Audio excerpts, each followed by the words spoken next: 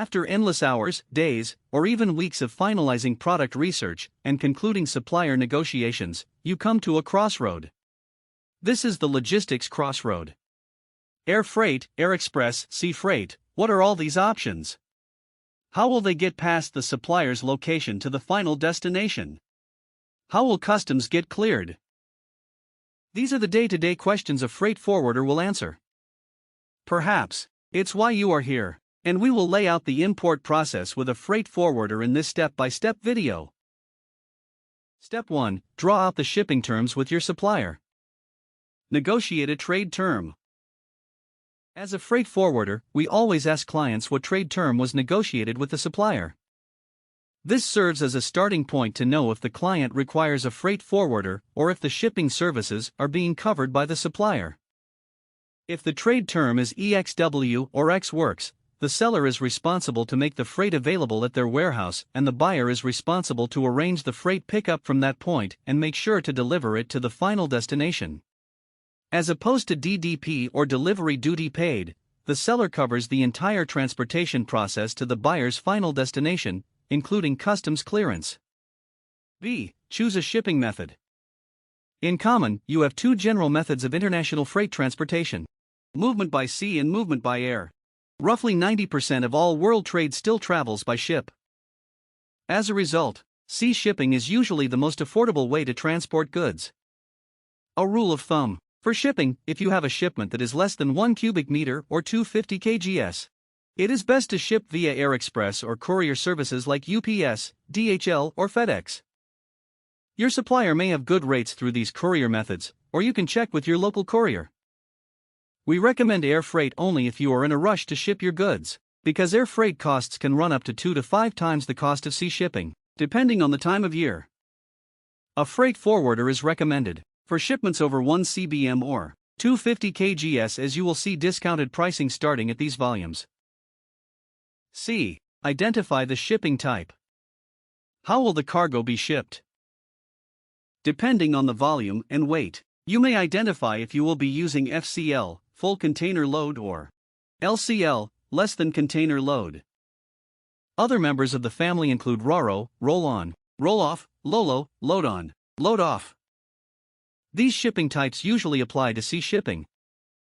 Rule of thumb number 2. If you are shipping less than 17 to 18 cbm, then it is recommended to ship LCL method. However, we recommend you to compare FCL and LCL freight costs at these high volumes to see what option works best logically and financially. Air express and air freight goods are usually shipped as bulk goods since they are non-containerized. Step 2. Working with a freight forwarder.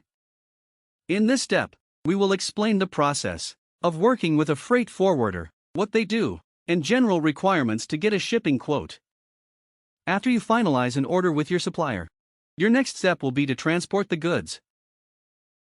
Handling freight between several locations requires handling and connections in the supply chain. This is when you can get advice from a freight forwarder. In simple terms, a freight forwarder is an authorized agent responsible for the movement of freight or goods on behalf of the cargo owner. You are probably wondering, how do I find a freight forwarding company? Thanks to the modern yellow pages, search engines, and social media platforms are new ways to find specific services and furthermore information about a company. As mentioned, the agent must be authorized and licensed. You can also check for credentials by taking an extra step and verifying if the company is OTI licensed using the FMC's website. Okay, so you found a few freight forwarders, and your next step is to contact them. Regardless of your contact method, we recommend having 2 checklists. Checklist 1 will cover the general shipping information required for a quote. Most of these requirements are the result of Step 1, which we discussed earlier. Trade term, shipping method, shipping type, cargo details such as volume in cbm, weight in kgs, total cartons, and product description, origin of the goods, origin port, and final destination. Checklist 2 will cover a freight forwarder's characteristics: credentials, customer service, mutual understanding, and price. Now that you have set some boxes, let's get them checked off. Make sure to have all of the information from checklist 1 handy if your shipment is ready. This will allow the freight forwarder to process your quote in a timely manner and avoid back and forth emails, phone calls to verify shipping details. After you have contacted the company, you may be interested in getting shipping quotes.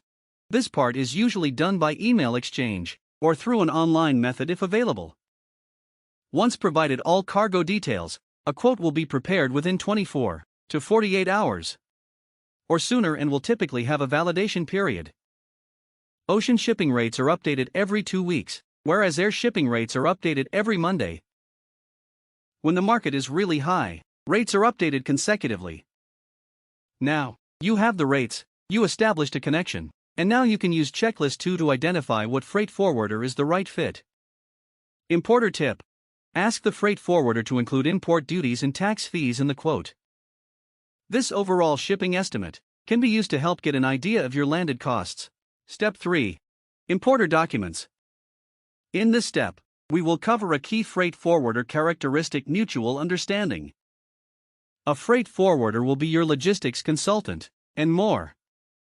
You provide insight of your cargo information, and we will use our knowledge and network to perform catered services.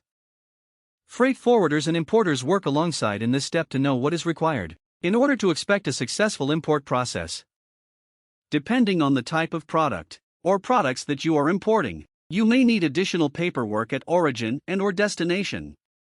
These types of requirements are usually assessed in Step 2.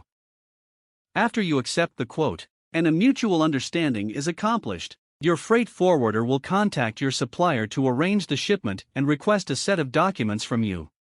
Key documents for the import process include power of attorney or POA to authorize the freight forwarder or its agents to arrange customs clearance on your behalf, commercial invoice which includes cargo details and manufacturing costs per unit, packing list which includes descriptive cargo details such as weight, volume, color, size.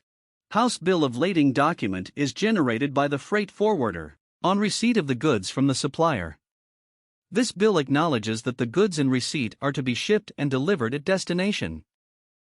The bill of lading is issued by the supplier shipper to the buyer consignee.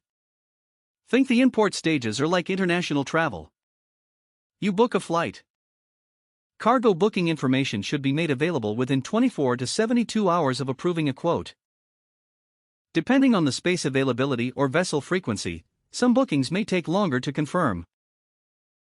Process flight pre-departure formalities and take flight.